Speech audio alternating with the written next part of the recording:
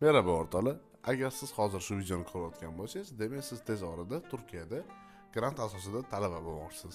Hozir bir chekkadan hammasini ko'rib chiqamiz va batafsil sizlarga tushuntirib beraman. Har yili Turkiya burslari programmasida Turkiyaning 100 dan ortiq davlat universitetlari qatnashishadi. Siz shu universitetlarning ichidan 12 tasini bemalol tanlab, 12 tasidan birida talaba bo'lishingiz mumkin. Agarda siz tanlovda yutib Turkiyada grant asosida talaba bo'lishga sazovor bo'lsangiz, shunaqa deb aytaylik, sizga Turkiya hukumati tekinga bilet olib beradi. Tak, bu deganda tekinga Turkiyaga borib, ham qaytib kelishingizga ham bilet olib beradi.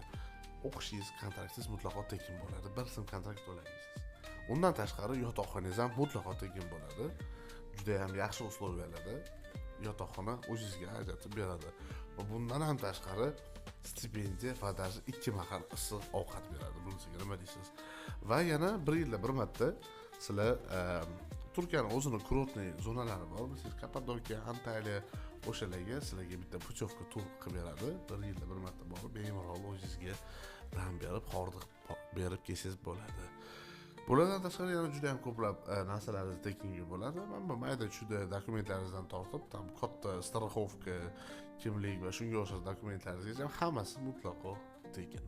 Va bu faqat siz uchun, ya'ni Turkiya burslari g'oliblari uchun.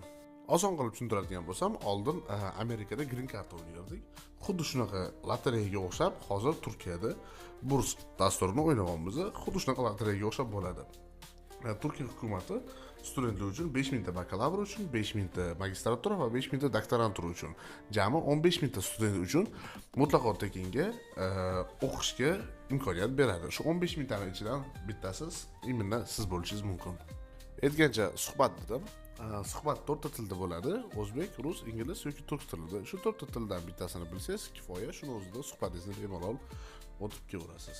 Grantning javoblari may oyida chiqadi. To есть grant yutgan bo'lsangiz, sizga may oyida javobi keladi emailingizga va sizni O'zbekistondagi konsulstvaga besedaga chaqirishadi. Bemalol borib besedadan o'tib kelsangiz bo'ladi. Agar grant yutmagan bo'lsangiz, yakuniy javobi avgust oylariga sizga xat bo'lib yetib keladi. Yo'l tanlashda emas, yo'l boshi tanlashda adashmang. Xo'p, o'zboshimchalik qilib, o'zingizlar Turkiya burslari saytlariga kirib, o'zingizlar haqida o'zingizlar ro'yxatini to'ldirib tashlagandan ko'ra yoki har xil bir mashinik firmalarning gapiga ishonib, palon pulga to'ldirgandan ko'ra, tinchgina o'zimizga qo'ng'iroq qilinglar, o'zimizga сообщение yozsanglar, biza birga o'tirib, полностью konsultatsiya beraman, birga o'tirib sizni chiroyli qilib Turkiya burslari saytlarida registratsiyaga o'tkazamiz va sizda maksimalniy shans bo'ladi shu grantni yutishingizga. Yana savolingiz qolgan bo'lsa, bemalol kommentariyaga yozinglar yoki o'zimga lichkamga yoki telefon qilinglar. Har qanaqasiga 24/7 aloqadaman.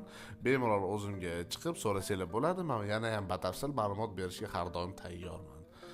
Ishqilib 24/7 aloqada Merhaba Study bilan birga bo'ling.